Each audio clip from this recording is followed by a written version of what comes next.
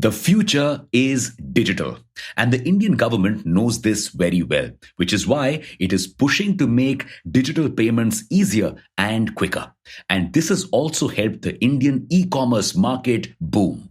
This space is set to grow up to $200 billion by 2026. But despite this boom and cheap internet, a lot of small-scale sellers and suppliers are still not going online. The reason? GST law. Welcome back to Revolution ReadOn, a daily podcast where we break down one story from the world of business and finance. Click on the subscribe button to never miss an update from us. Here's your story for today. Normally, under the GST law, a supplier is not required to register and charge GST until their turnover crosses a certain limit, which is 20 to 40 lakh rupees. The move aimed to support small-scale traders and make their lives easier. However, there was a catch for sellers selling their products through e-commerce platforms. They were compulsorily required to register under GST irrespective of their turnover. The impact of this, they would be required to charge GST, file returns, and comply with a plethora of rules. They had to go through all of this hassle even if they sold a 1 rupee worth of product through an e-commerce platform. So this extra compliance discouraged a lot of small-scale suppliers to enter the e-commerce space and go digital. These rules stopped 60% of businesses looking to register and list themselves online on major e-commerce platforms.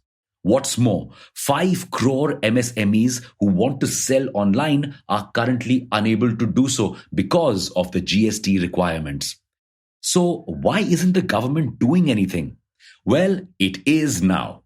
The government has now realized how this rule had been impacting small-scale sellers whom it wanted to promote. So it has decided to make things easier for them and give them the same exemption it gives to offline suppliers. Meaning, sellers with a turnover less than the designated limit will not have to register and charge GST. The move, tentatively expected to be implemented from the 1st of January 2023, is set to benefit over 120,000 small traders.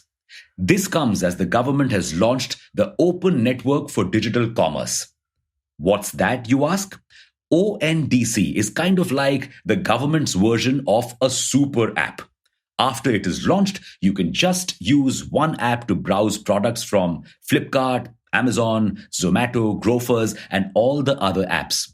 This open network has been designed to make sure small-scale sellers can find the same amount of visibility as the large-scale ones.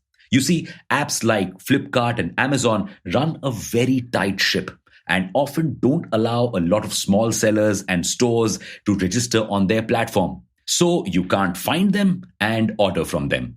But ONDC will give these sellers a platform and allow you to find them through Amazon, even if they're not on Amazon. Great, right? But the move would only work if sellers actually wanted to sell online. So the new rule kills 2 birds with 1 stone. The launch of this network, plus the new GST registration relaxation, could be a game changer for small traders and MSMEs. But again, there's a catch. The new benefit will not be available for interstate taxable transactions. So if these suppliers make interstate sale of goods, they'll have to get registered under the GST law and deal with a plethora of compliances. This complicates things as most e-commerce transactions are usually interstate, with the e-commerce operator acting as a facilitator and delivery partner. Intrastate deliveries make only a fraction of the transaction. So the rule will limit the scope of business of these small sellers and prevent them from growing big.